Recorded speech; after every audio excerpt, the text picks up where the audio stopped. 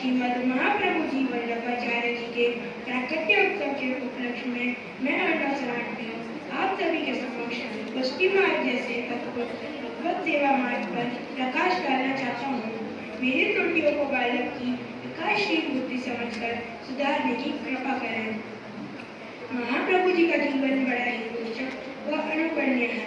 उनका बताया हुआ मार्ग पुष्टि मार्ग, इसकी व्याख्या स्वरूप उनकी शुद्धाद्वैत दर्शन के महान आचार्य एवं के प्रवर्तक महाप्रभु श्रीमद् वल्लभाचार्य का प्राकट्य भारत के सांस्कृतिक इतिहास की अत्यंत महत्वपूर्ण घटना है। श्री वल्लभाचार्य जी ने भारतीय तत्व चिंतन को समग्र दृष्टि दी, भारतीय धर्म साधना को नया आयाम दिया। वे क्रांतिकारी धर्माचार्य थे। श्री वल्लभाचार्य जी के पूर्वज दक्षिण भारत में आंध्र प्रदेश के अंतर्गत कांकरवाड़ नामक स्थान के निवासी थे।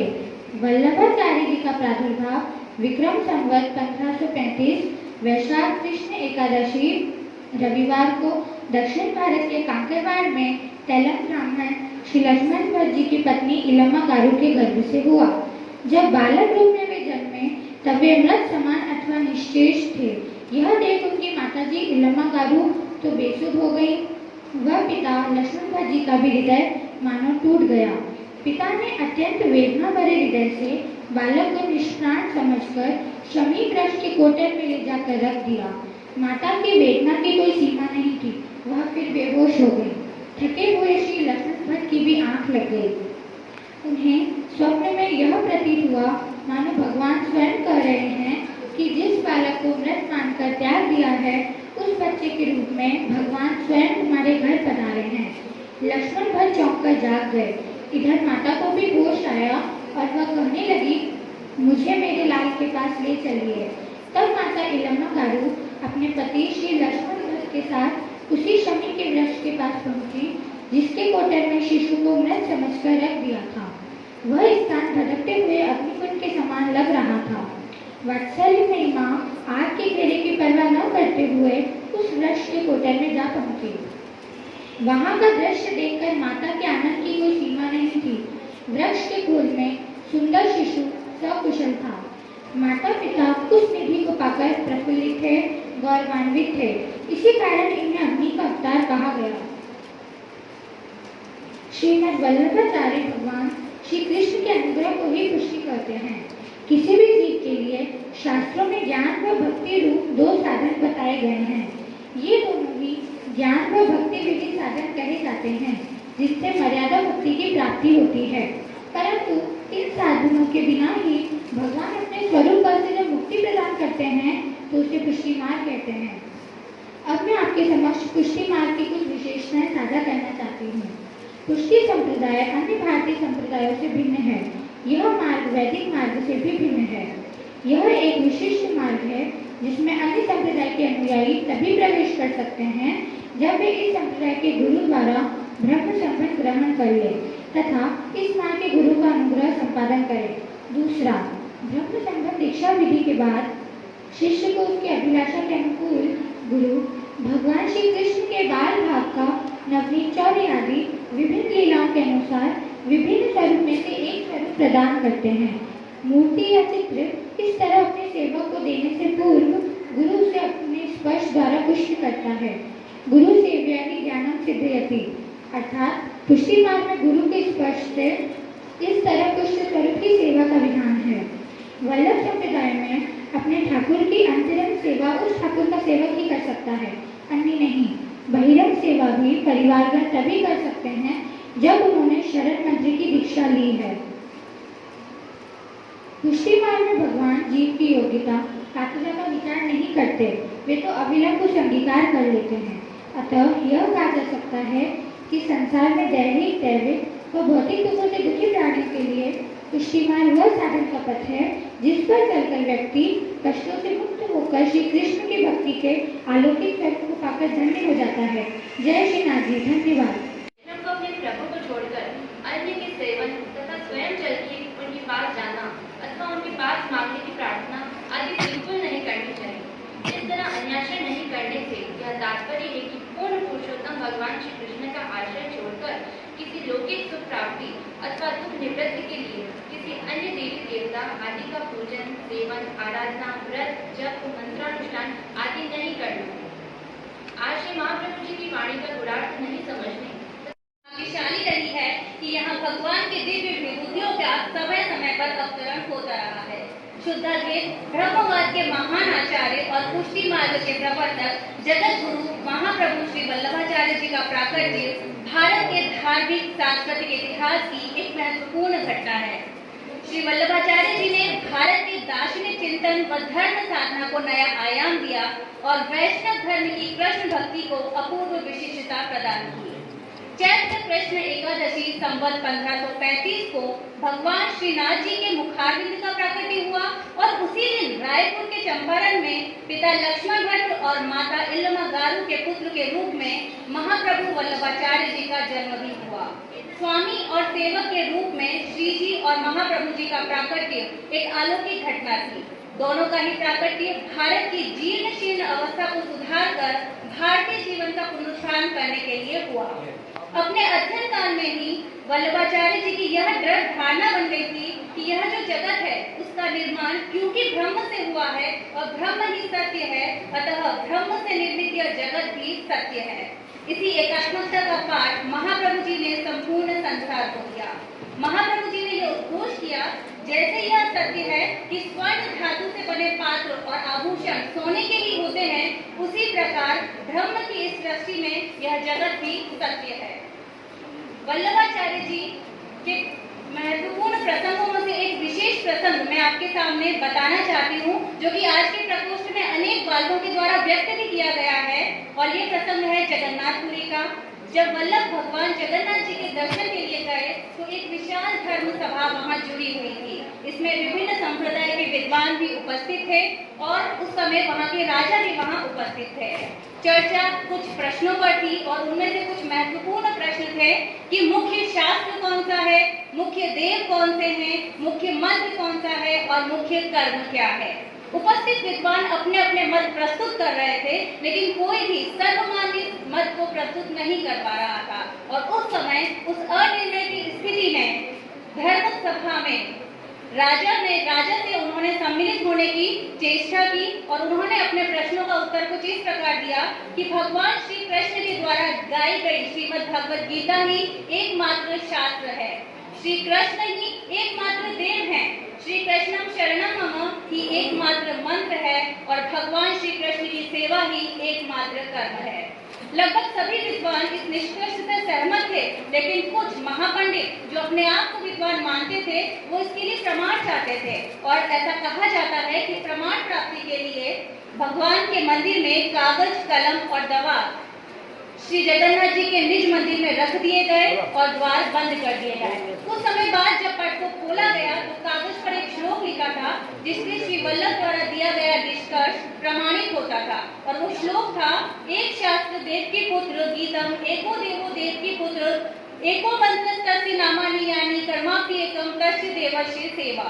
इस श्लोक को वल्लभाचार्य जी ने अपने ग्रंथ शास्त्रार्थ प्रकरण में भी लिखा है। उन्होंने यह भी लिखा है कि भगवान कृष्ण ने संदेह को समाप्त करने के लिए स्वयं ये उद्गार व्यक्त किए हैं। इस प्रसंग से वल्लभाचार्य जी की धार्मिक क्षेत्र में अत्यंत आदर और सम्मान के साथ उन्हें देखा जाने लगा। भक्ति के क्षेत्र में महाप्रभु श्री वल्लभाचार्य जी का साधन मार्ग पुष्टि मार्ग कहलाता है। जब तुलसी के मानस, मीरा की भक्ति, कबीर के पद और सूर के गीतों के द्वारा भक्ति आंदोलन मुखर हो उठा था, तब महाप्रभु वल्लभाचार्य ने पुष्टि मार्ग प्रशस्त किया। भक्त को प्रेम रस में डुबोकर प्रभु की सेवा करना का मार्ग ही पुष्टि मार्ग है। भगवान के अनुग्रह से जीव का पोषण ही पुष्टि मार्ग है। इसमें पूजा या कर्मकांड का स्थान न होकर मात्र सेवा ही सर्वोपरि स्वीकार की गई है। पुष्टि मार्ग का जीवन पर्यंत महाप्रभु वल्लभाचार्य जी ने सर्वबाधक रूप में भारत के कोने कोने में प्रचार प्रसार किया। अपने जीवन के अंतिम दिनों में महाप्रभु जी काशी रवाना हो गए और वहां अपने गुरु माधवेंद्रपुरी से विधिवत सन्यास की दीक्षा प्राप्त की।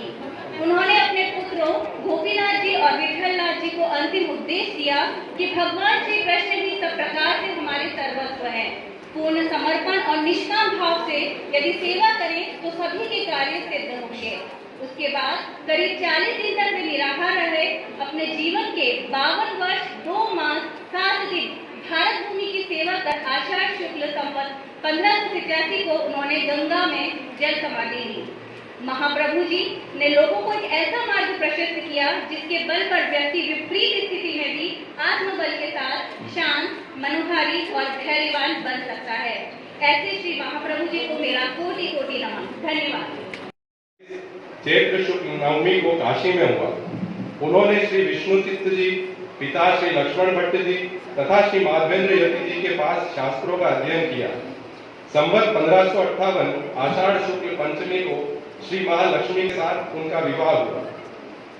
श्री वल्लभ ने संवत 1553, संवत 1558 एवं संवत 1566 में 3 बार भारतवर्ष की परिक्रमा कर देवी जीवों का उद्धार किया। संवत 1567 में प्रथम पुत्र श्री गोपीनाथ जी, जिन्हें बलराम जी का स्वरूप माना जाता है, एवं द्वितीय पुत्र आप साक्षात श्री श्रीनाथ जी, जिनको विठलनाथ जी नाम दिया गया और जिन्हें गुसाई जी के नाम से भी जाना जाता है, वो प्रकट हुए। संपूर्ण भारतवर्ष में आपकी 84 बेटियां प्रसिद्ध है। ब्रह्म सूत्र पर अणुभाष्य, भागवत की सुबोधिनी टीका, तत्वार्थ निबंध, पूर्व मीमांसा भाष्य, गायत्री भाष्य, पत्रावलंबन, पुरुषोत्तम सहस्त्र नाम, दशम स्कंद, अनुक्रमणिका, त्रिविध नामावली, शिक्षा श्लोका, षोडश ग्रंथ, सेवाफल विवरण, भगवत पीठिका, न्यासादेश, प्रेमामृत, मधुराष्टकम, परिवृताष्टकम, नंद कुमाराष्टकम, कृष्णाष्टकम, गोपीजन वल्लभाष्टकम आदि सुंदर एवं दिव्य ग्रंथों की रचना आपने की। आप श्री का इतना प्रभाव था कि कुछ मुगल बादशाह कट्टर इस्लामिक होते हुए भी वैष्णव संप्रदाय के प्रमुख अनुयायी रहे।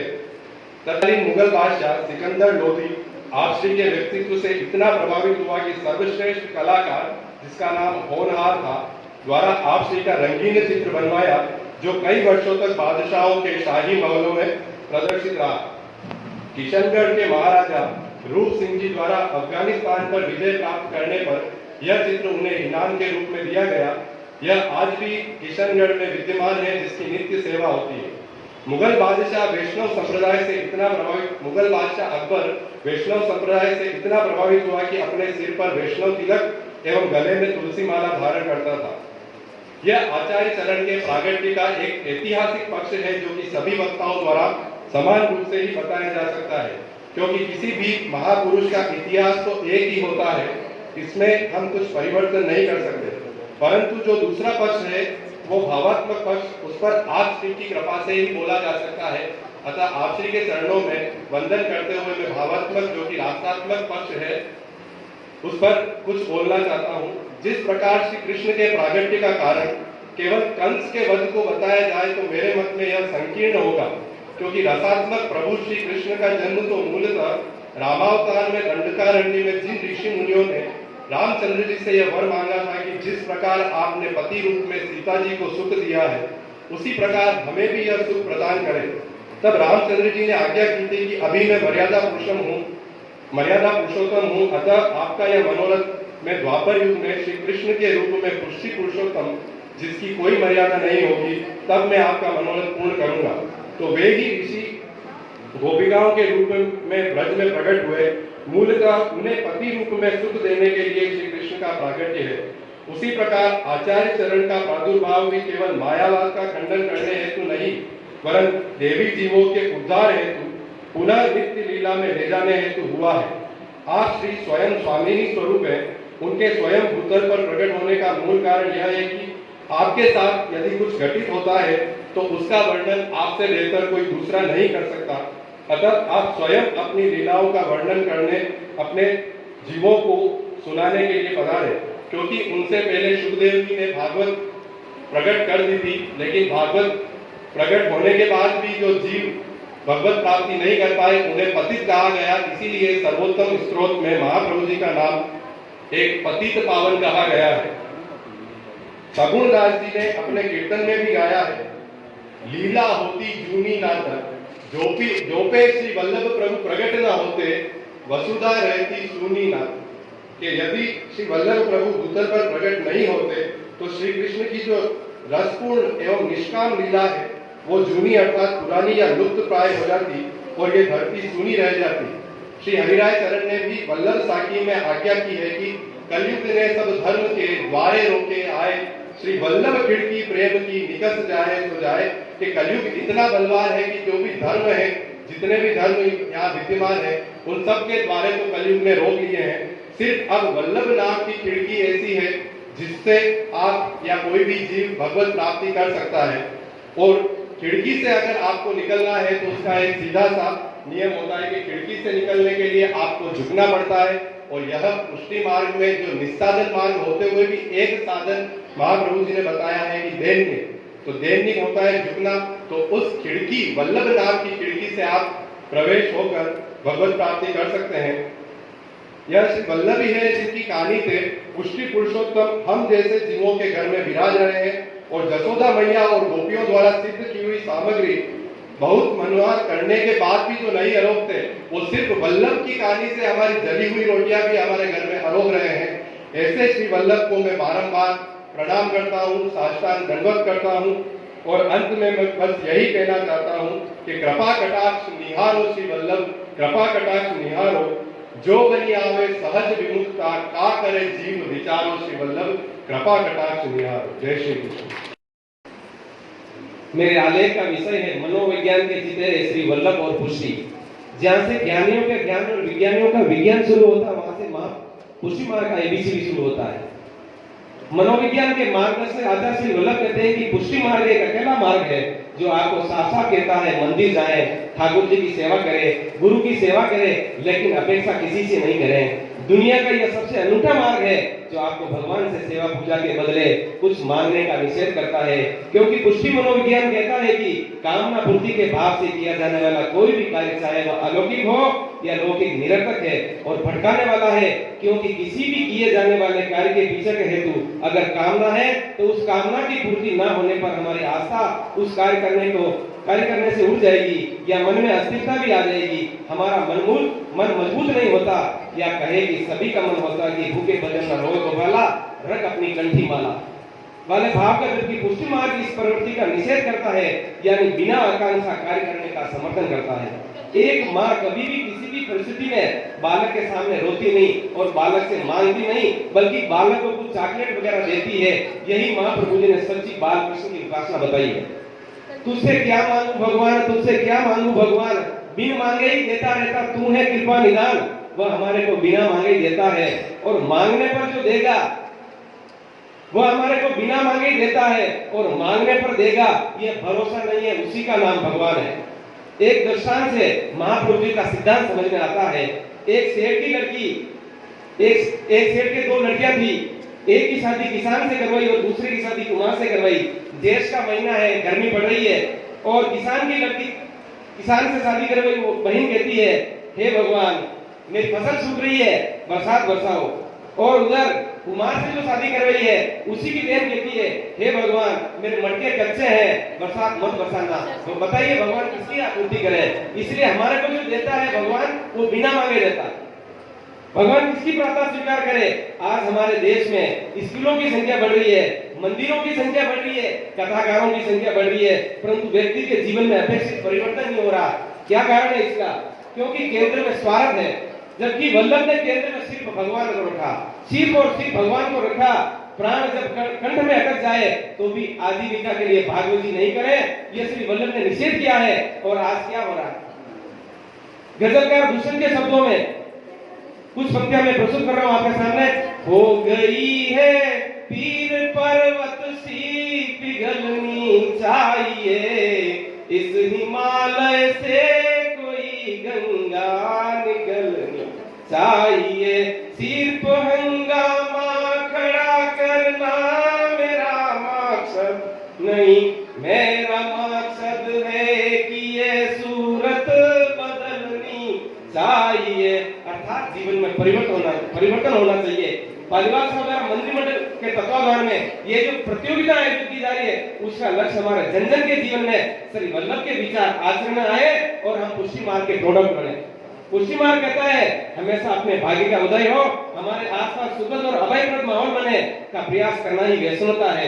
याद रखें कि क्रोध हमारे होश को, दुर्भाग्य हमारे धन को, नीचता हमारे यश को, संकट हमारे हौसले को, रोग हमारे स्वास्थ्य को, मृत्यु हमारे प्रियजन को छीन लेती है। इसलिए समझदारी यह है कि जब जब भी ये तत्व हमारे जीवन में आएंगे, चाहे मनचाहे रूप में आए या अनचाहे रूप में हो, तब तक हमारे साथ वो सब घटेगा जो ऊपर लिखा है। यही पुष्टि का मनोविज्ञान है। इसलिए पुष्टि मनोविज्ञान कहता है जीवन में सदा शरणागति का भाव रखें, जो आपके जीवन में आने वाली सभी आकस्मिक घटनाओं से बचाएगा। पुष्टि मार्ग की आज्ञा करता है कि जीवन में आने वाले सुखों और दुखों को चिपका कर नहीं, झटका कर जीने की आदत डालें, यानी इन्हें भोग लें, इनमें डूब नहीं जाएं। पुष्टि मार्ग ये मानता है कि जिस दुनिया में हम जी रहे हैं वह हमारा घर, हमारा बनाया इच्छामय नहीं है कि उसमें सब हमारे अनुसार चले, हमारा ही कहा माने। पुष्टि मार्ग की मान्यता है कि जीवन सड़क पर चलने वाली गतिविधि का नाम है, जिसके सामने मनचाहे भी गुजरता है और अनचाहे भी गुजरता है। इसलिए दुनिया में सहने की आदत के साथ रहो, हर किसी को कुछ न कहने उलझने की आदत नहीं डालें। अल्लामा इकबाल कहते हैं नशा पिला के गिराना तो सबको आता है, नशा पिला के गिराना तो सबको आता है, मजा तो जब है गिरकर को थाम ले साकी, रात गुजरी है हंगामा दूसरी में तेरी, रात गुजरी है हंगामा दूसरी में तेरी, शहर करीब है अल्लाह का नाम ले साकी, शहर करीब है अल्लाह का नाम ले साकी। पुष्टि मार्ग की मान्यता है कि संगत के अनुरूप ही आदमी भला बुरा बनता है, अतः दूसंग का त्याग करना वैष्णवता का प्रमुख भाव है। आचार्य कहते हैं दूसंग विवर्जित है, यानी दूसंग वर्जित है। वही ऋग्वेद कहता है अर्थे दुर्जन संसर्ग है, पतिशति यानी दुर्जन का संगी अवश्य गिरेगा। यह पुष्टि मार्ग इसके बचाव का एक रामबाण उपाय बताता है। वह है कि हमारे अंदर ये भावना प्रबलतर होती जाए कि हमारे प्रत्येक कर्म के पीछे ईश्वरीय शक्ति निहित है। ईश्वर का ज्ञान उन्नति कराता है। याद रखिए कि नास्तिकता में अपने तन मन धन का बल होता है, आस्तिकता में प्रभु का केवल प्रभु का ही बल होता है। अंत में हम यही कह सकते हैं कि पुष्टि मार्ग हमारे मनोविज्ञान का चिकित्सक है। हमें जीवन में चमत्कार नहीं बल्कि सबको नमस्कार करने के भाव को प्रधानता देनी चाहिए। एक शेर के माध्यम से मैं अपनी वाणी को विराम दूं। किसी को 4 दिन की जिंदगी 100 काम आती है, किसी की 4 दिन की जिंदगी 100 काम आती है, किसी से 100 वर्ष की जिंदगी में कुछ नहीं होता, किसी से 100 वर्ष की जिंदगी में कुछ नहीं होता। जय श्री कृष्ण। आर्थिक, सामाजिक, राजनीतिक क्रांति फैली हुई थी। हिंदू धर्म, संस्कृति, भाषा, आचार विचार आदि का यवनों का प्रभाव था और वह धीरे धीरे हिंदू को नष्ट कर रहा था। ऐसे समय में ऐसा प्रतीत हुआ जैसे ईश्वर स्वयं वल्लभ के रूप में प्रकट हुए हों। अधिकांश हिंदू आचार्यों की जन्मभूमि दक्षिण भारत रही। श्री वल्लभाचार्य पूर्व आंध्र प्रदेश के काकरवाड़ नामक स्थान निवास करने वाले भारद्वाज गोत्र के कृष्ण यजुर्वेद की 33 शाखा का अध्ययन करने वाले बेलनाडु तेलंग ब्राह्मण भट्ट के यहाँ हुआ था। वल्लभाचार्य जी के पूर्वजों में से एक श्री यज्ञ नारायण भट्ट थे। उनकी पत्नी का नाम सुधर्मा था। वे भगवान कृष्ण की उपासना के लिए प्रसिद्ध थे। वैष्णव पद के अनुसार ईश्वर 100 सोम यज्ञ पूरे करने वाले कि स्वप्न में ठाकुर जी ने जगाया में ब्रह्म कभी माँ के उदर से प्रकट नहीं होते, इसलिए वो निश्चित बच्चा का हुआ कैसा निश्चित, लेकिन प्रभु ने बताया कि ब्रह्म कभी माँ के उदर से प्रकट नहीं होते।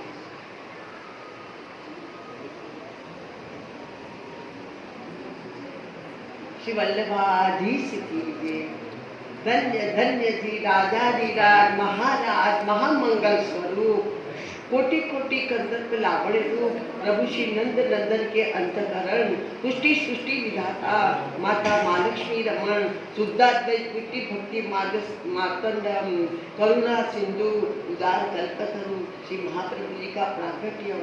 महाप्रभु जी के पागट से पहले ठाकुर जी ने आज्ञा की थी कि प्रभु वल्लभ आपको भूतल पर पधारना है तो देवी जी का उद्धार करना, श्रीमद् भागवत जी का गूढ़ अर्थ प्रकट करना, पुष्टि मार्ग की स्थापना करना और पुष्टि प्रेम मार्ग का प्रचार प्रसार करना है। और दूसरा महत्व की बात यह है कि मैंने द्वापर युग में कृष्णावतार में माता देवकी को मैंने बाल वात्सल्य का प्रेम नहीं दिया था, तो अभी आपको जे देवकी माता ये माँ इल्मा गारू बन के पधारे हैं और माँ अल्लमा गारू वो रोहिणी माता प्रकट होके प्रकट हुए हैं। तो आप उनको वो जो सुख में द्वापर युग में कृष्ण अवतार में जो सुख न दे सका वो अभी इस समय में माता इल्मा गारू और अल्लमा गारू को लक्ष्मण भट्ट को जो उनके ससुरन दोनों बहनों को इनके साथ इनका ब्याह कराया था।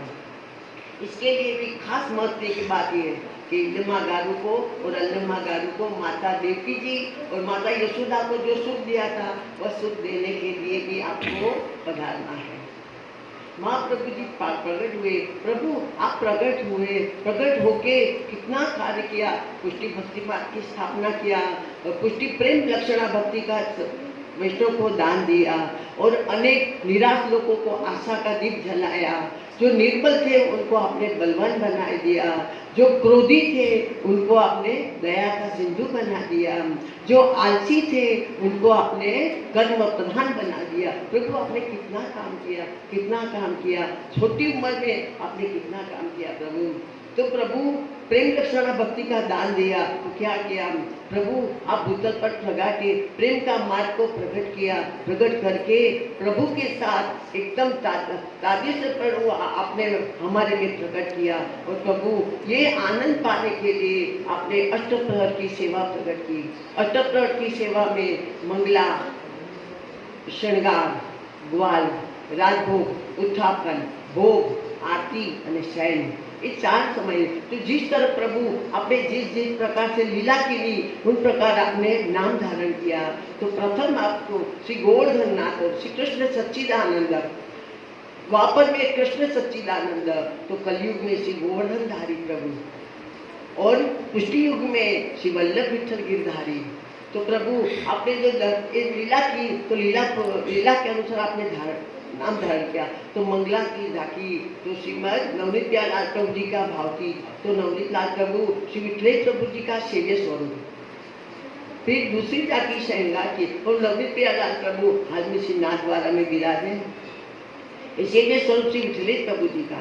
फिर दूसरे श्रृंगार की झांकी, श्रृंगार की झांकी श्री गोकुल चंद्रमा जी के भाव से। तो गोकुल चंद्रमा प्रभु के कौन, तो प्रभु ने ये सब प्रभु का लीला स्वरूप का नाम है। ठाकुर जी को माखन बहुत पसंद था ताजा, इसलिए आपका नाम पड़ा नवनीत लाल जी। अभी गोकुल चंद्रमा जी श्री भंगी लाल प्रभु। तो आपने वेणुनाथ किया, गोकुल में वेणुनाथ किया और सब गोपियों को बुलाया, वो वेणुनाथ किया, वो ये लघु रास के लिए वेणुनाथ किया, ये श्री गोकुल चंद्रमा जी प्रभु। गोकुल चंद्रमा जी क्यों, तो रात के समय सबको रास के लिए आह्वान दिया था कि गोकुल चंद्रमा। फिर बाद में दूसरा नाम है, तीसरा है ग्वाल की झांकी। तो ग्वाल में श्री प्रभु द्वारकानाथ जी, तो द्वारकानाथ जी चतुर्भुज स्वरूप। इसका एक प्रसंग है कि जब स्वामिनी जी अपने निकुंज में अपनी सहचर्यों के साथ आनंद बदल कर रहे थे, उस टाइम पर प्रभु पधारे तो प्रभु ने आकर उनकी आंख मिचोली, आंख दबाई। कौन है तो गोपीजन को बोला, सखी को बोला आप कुछ बोलना नहीं। बोला हाँ ये तो हमारे प्राणनाथ है कृष्ण सच्चिदानंद है। जब प्रभु हम आपसे बात नहीं करते हैं, आप तो हमसे थोड़े संयोग सुख थोड़ा देते और वियोग सुख आप हमें ज्यादा देते हो प्रभु। तो नहीं स्वामी जी ऐसा नहीं है, मैं हमेशा आपको मेरे पास में रखती हूँ। देखो मैंने चतुर्भुज स्वरूप धारण किया है, 4 आयुध धारण किया है। तो ये सुदर्शन चक्र है, ये आपकी करधनी है, गले की माला है, नुपुर चरण का नुपुर है, ये भाव से मैं धारण करता हूँ। तो दूसरे हाथ में मेरे शंख है, तो शंख आपकी ग्रीवा के भाव से मैं धारण करता हूँ। स्वामी जी मैं आपको कभी भूलता नहीं, मेरे रूप में आपका प्रागट्य है। और के धार्मिक एवं सांस्कृतिक इतिहास की महत्वपूर्ण घटना है। श्री वल्लभाचार्य जी ने भारतीय दार्शनिक चिंतन को और धर्म साधना को नया आयाम दिया तथा वैष्णव धर्म में कृष्ण भक्ति की धारा को विशिष्टता प्रदान की। श्री वल्लभ के पूर्वजों को यह वरदान प्राप्त था कि 100 सोमयज्ञों की पूर्णता पर उनके घर पर भगवान स्वयं जन्म लेंगे। जब काशी पर मुसलमानों का आक्रमण का भय था, तब लक्ष्मण भट्ट अपनी पत्नी इल्लमगारू के साथ मूल प्रदेश आंध्र की तरफ चल पड़े। उस समय इल्लमगारू 7 माह से गर्भवती थी। लगातार श्रम और थकान के कारण समय से पूर्व ही प्रसव वेदना शुरू हो गई और असमय ही प्रसव हो उठा। नवजात बालक न तो रोया, न ही उसमें कोई हलचल थी, तो वे उसे मृत जानकर वहीं पेड़ की कोठर में छोड़कर आगे चले गए। वे दोनों ही बहुत दुखी थे, क्योंकि 100 सोमयज्ञों की पूर्णता पर उनके घर में तो भगवान का जन्म होने वाला था, किंतु वह बालक को तो उन्होंने मृत जाना। आगे चलकर लक्ष्मण भट्ट जब विश्राम कर रहे थे, तो उनके स्वप्न में प्रभु ने स्वयं आकर कहा कि जिस बालक को तुम मृत समझकर छोड़ के आए हो, वो साक्षात मैं ही तुम्हारे घर पधारा हूँ। लक्ष्मण भट्ट चौंक उठे और अपनी पत्नी के साथ पुनः उसी स्थान पर गए, तो देखा कि पेड़ के चारों तरफ अग्नि का घेरा था। ममतामयी माता ने अग्नि की परवाह किए बिना अग्नि में गई और शिशु को गोद में उठाकर अपने सीने से लगा लिया। इस प्रकार श्रीमद् वल्लभाचार्य जी का दिव्य प्राकट संवत 1535 वैशाख कृष्ण पक्ष की एकादशी को चंपारण्य में हुआ। श्री वल्लभ ने साहित्य, व्याकरण, न्याय, वेद वेदांत, पूर्व मीमांसा, योग, सांख्य, आगम, शास्त्र, गीता, भागवत, पत्रांत आदि का गहन अध्ययन किया। श्री वल्लभ ने 3 बार संपूर्ण भारतवर्ष की यात्रा की थी। आप यज्ञोपवीत, मृगचर्म, दंडकटी मेखला, तुलसी माला, तिलक, कमंडल, कोपिनकटी वस्त्र, उपवस्त्र धारण करते थे। केश उनके जटारूपी थे और वे ब्रह्मचारी वेश में रहते थे। पैरों में पादुकाएं भी नहीं पहनते थे। श्री वल्लभाचार्य की सुनिश्चित मान्यता यह थी कि जीवन का चरम लक्ष्य भागवत सेवा ही है। पुष्टि मार्ग सेवा का अधिकार ब्रह्म संबंध दीक्षा से मिलता है। पुष्टि मार्ग में 2 तरह की दीक्षाएं होती है। पहली नाम दीक्षा और दूसरी ब्रह्म संबंध दीक्षा। नाम दीक्षा में शरण मंत्र श्री कृष्णम शरणम मम है। प्रत्येक स्त्री, पुरुष, यहाँ तक कि पशु पक्षी भी इस मंत्र के अधिकारी हैं। श्री वल्लभाचार्य जी ने अपने नवरत्न नामक ग्रंथ में सतत सर्वात्म भाव से इस शरण मंत्र को जपने की आज्ञा दी है। शरण मंत्र से व्यक्ति को वैष्णव तत्व मिलता है। यह वैष्णव भक्ति मार्ग का ही सिंह द्वार है। शरण मंत्र ग्रहण करने के बाद वैष्णव को यह भावना करनी चाहिए कि इस लोक और परलोक संबंधी हर विषय में श्री हरि ही सर्वथा सब प्रकार से हमारे शरण स्थल है। वे ही हमारे एकमात्र आश्रय हैं। भगवान श्री कृष्ण को ही एकमात्र आश्रय बना लेने से ही जीव का कल्याण हो सकता है। यह श्रीमद् वल्लभाचार्य जी का ही व्रत है। ब्रह्म संबंध अर्थात भगवान श्री कृष्ण के प्रति आत्मनिवेदन करना चाहिए। ब्रह्म संबंध दीक्षा के समय गुरु की आज्ञा प्राप्त कर जीव स्नान आदि से शुद्ध होकर दीक्षा के लिए गुरु के पास पहुंचता है। गुरु की ही आज्ञा अनुसार वह तुलसी पत्र को हाथ में लेकर गुरु द्वारा बोले गए मंत्र को दोहराता है। फिर आचार्य के द्वारा ही प्रभु के चरणाविंद में तुलसी को समर्पित करते हैं। इस दीक्षा से व्यक्ति भगवान श्री कृष्ण की पुष्टि मार्गी सेवा का अधिकारी बनता है। इस दीक्षा में दीक्षार्थी आत्मनिवेदन के द्वारा भगवान को स्वामी और स्वयं को उनका दास बना लेता है। अपना सर्वस्व प्रभु के श्री चरणों में अर्पण कर देता है। इस सर्व समर्पण से वह भगवान के साथ तदीयता संपादित करता है। श्री वल्लभ युग दृष्टा, युग श्रेष्ठा देवी महापुरुष थे। उनके उपदेश, सिद्धांत और साहित्य आज भी लाखों लोगों को प्रकाश, प्रेरणा और संबल दे रहे हैं और अनंत काल तक देते रहेंगे। हमारा आस्तिक मन आज भी सूरदास जी के स्वर में स्वर मिलाकर दोहरा रहा है कि हृदय ते यह मदन मूर्ति छीन न इतुत जात, हृदय ते यह मदन मूर्ति छीन न इतुत जात। जय श्री कृष्ण। सबसे पहले आप सभी को जय श्री कृष्ण। सबसे पहले मैं 2 पंक्ति ठाकुर जी को समर्पित करना चाहती हूँ। श्रीनाथ जी की तारीफ करूँ कैसे, श्रीनाथ जी की तारीफ करूँ कैसे, मेरे शब्दों में इतना जोर नहीं। हृदय से यमुना का सुमिरन किया तो आवाज वल्लभ तक जाएगी और श्री कृष्ण जी ने सुन ली हमारी तो हर बिगड़ी बात भी बन जाएगी। जय श्री कृष्ण, जय श्री कृष्ण। इसके साथ वल्लभाधीश जी के जीवन चरित्र एवं उनके सिद्धांतों के बारे में बताना चाहती हूँ। पुष्टि मार्ग के वैष्णव का यह सबसे बड़ा कर्तव्य है कि वे अपने आचार्य के इस मार्ग का संचालन भगवान श्री वल्लभाधीश जी के जीवन चरित्र को जाने तथा उनका मनन करें। जो वैष्णव होकर भी श्री महाप्रभु जी के जीवन का ज्ञान नहीं रखता है वो वैष्णव नहीं कहलाता है। इसलिए आप सभी वैष्णव से मेरी विनती है कि आप महाप्रभु जी के जीवन चरित्र को जाने एवं उनका मनन करें। वल्लभाचार्य जी का मानना है कि कार्य बने तो ठीक, नहीं बने तो ठीक, आश्रय कभी न छोड़िए, यही महाप्रभु की सीख। इसी के साथ महाप्रभु जी के सामान्य उपदेश है। वह कहते हैं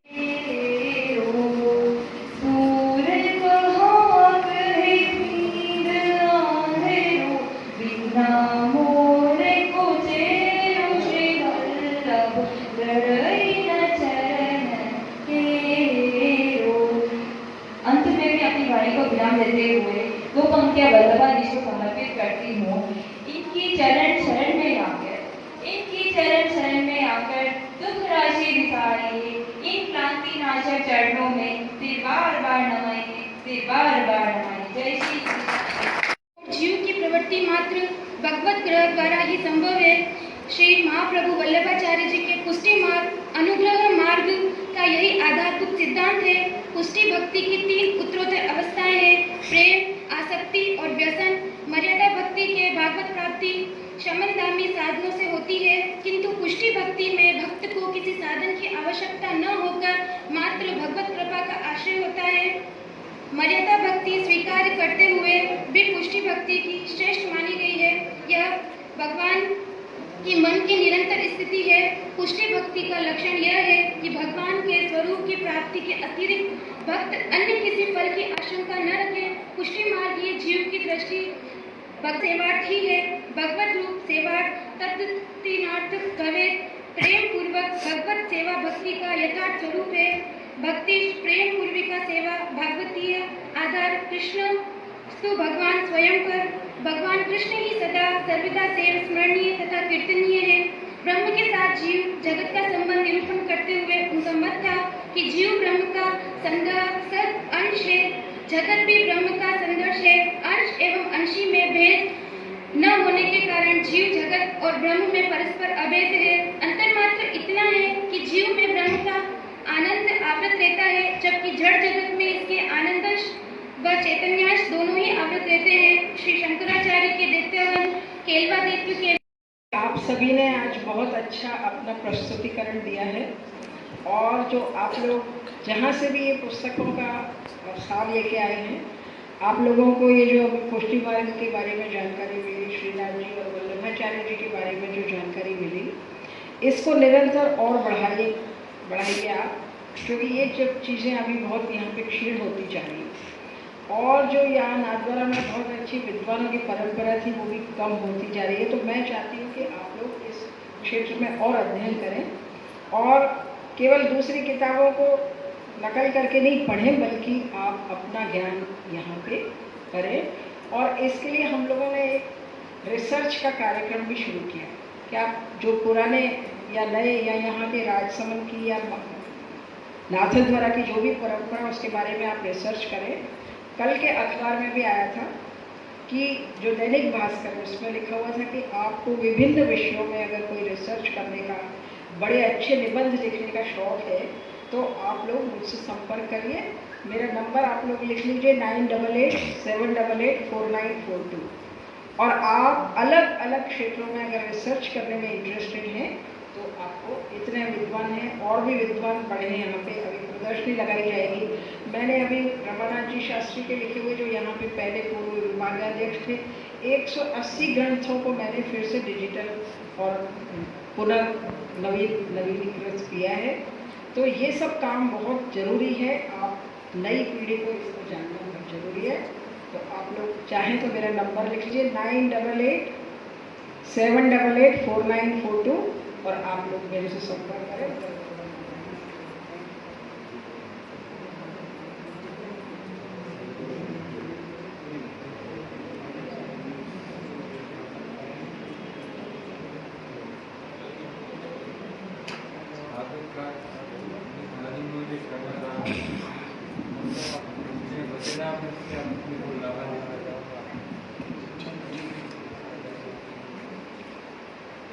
सच्चिदानंद रूपाय विश्वोत्पत्त्यादि हेतवे तापत्रय विनाशाय श्री कृष्णाय वयं नमः।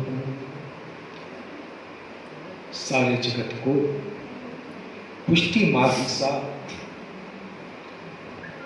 सुगम और प्रेम के रस में भीगा हुआ पुष्टि मार्ग अर्पित करने वाले श्रीमद् वल्लभाचार्य जी के 545वें जन्म जयंती महोत्सव की आप सभी को बहुत बहुत बधाई। और वल्लभ कुल की वंश परंपरा में जो वर्तमान काल में पीठाधीश हैं, उनके चरणों में कोटि कोटि वंदन। जितने उनके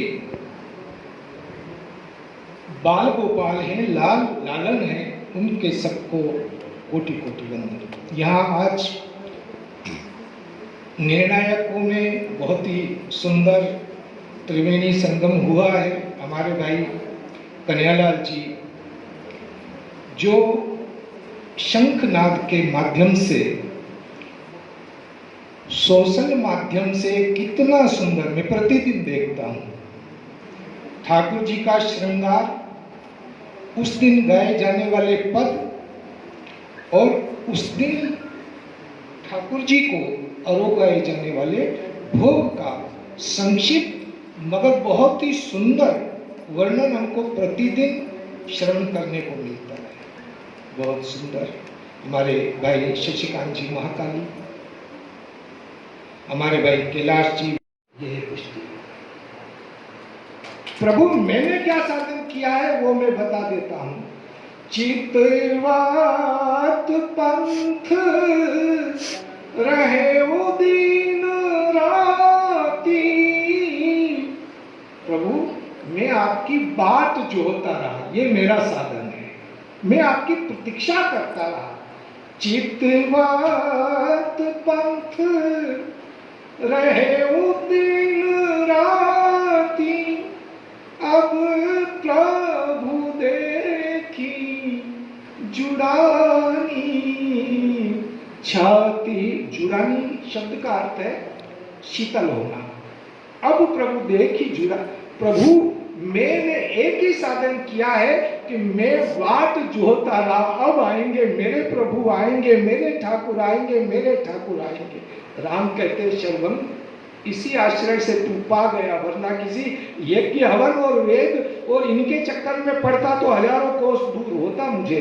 तो ये है पुष्टि मार्ग, जहां जीव केवल भगवत कृपा से उनका प्रिय बन सकता है। भगवान सूरदास जी और तुलसीदास जी, अंत में बहुत छोटी 1 मिनट की बात कह करके, यहाँ इतना लंबा मुझे नहीं बोलना चाहिए, फिर भी क्योंकि आप नपे तुले लोग हैं जो केवल अपनी प्रस्तुति देकर ने आए थे और अपना जो कुछ था वो परोस कर जिनको जाना था वो चले गए। अब आप बैठे हैं, समझने वाले श्रोता हैं, और ऐसे इन विद्वानों के सामने फिर मुझे कब अवसर मिले न मिले। वृंदावन में सूरदास जी और गोस्वामी तुलसीदास जी आपस में मिले। संत मिलते हैं ना, सत्संग भगवत चर्चा ही होती है।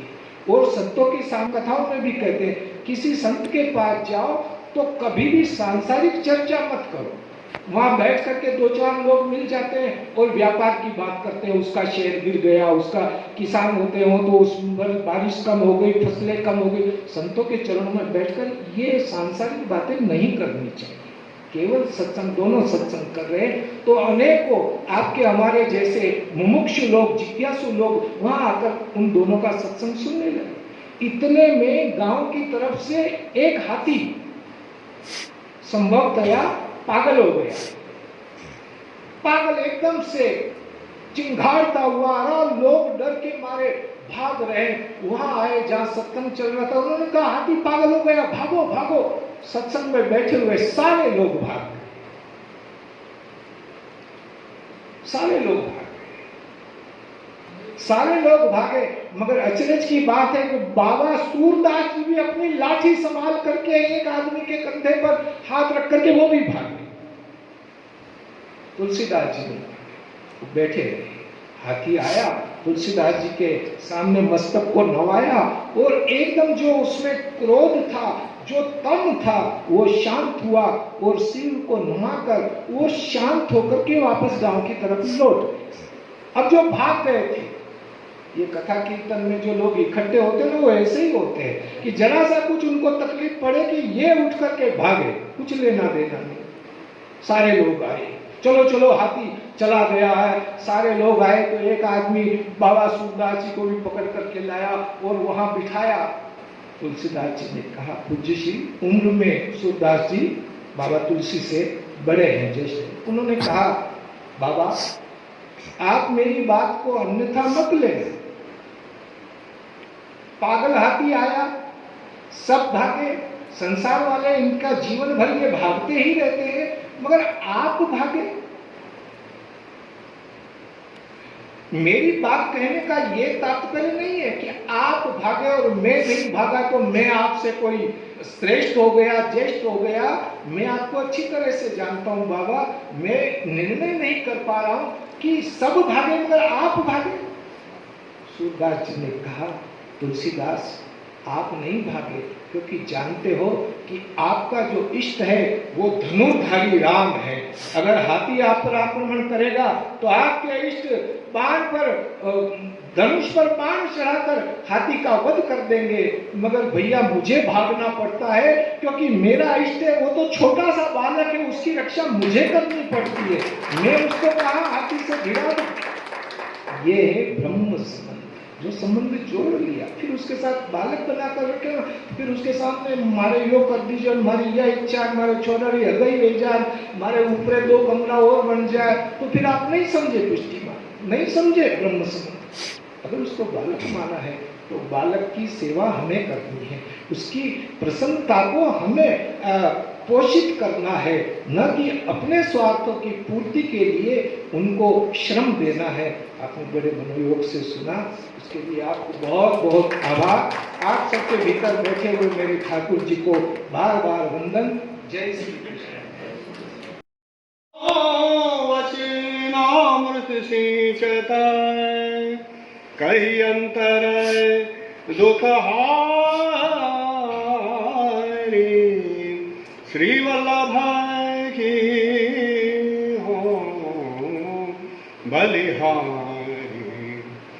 नवन कुंज मंदिर की लीला, नित्य विहार विहार।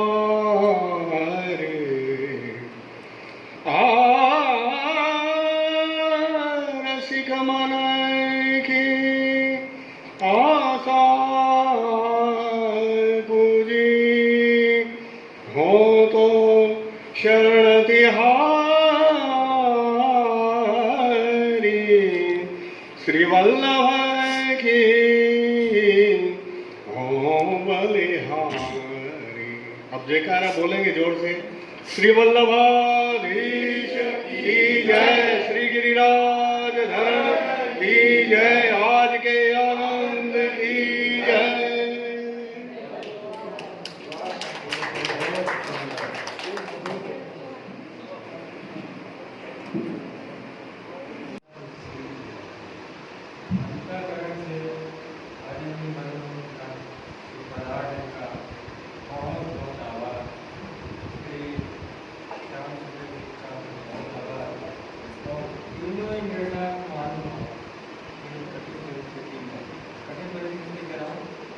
करना सबसे कठिन होता है। अगर मैं जज करने बैठूँ तो सबको एक साथ 100 नंबर, लेकिन मुझे बहुत बारीकी से बड़ा विवेक काम करता है, वेरी माइन्यूट डिफरेंस, उससे ये जजिंग करते हैं। तो इसलिए मैं अंतर बड़ी से आवाज़ करता हूँ, करता हूँ और आप सबको हमेशा की जगह से जिन्होंने प्रस्तुति दी उनको बहुत बड़ा, और जो चले गए उनको बहुत बड़ा, और जो यहाँ अभी गाना सुनाएंगे उसका नंबर आ जाएगा उनको भी पड़ा, और नंबर नहीं आएगा उनको और ज़्यादा पड़ा। क्यों कि हमारा लक्ष्य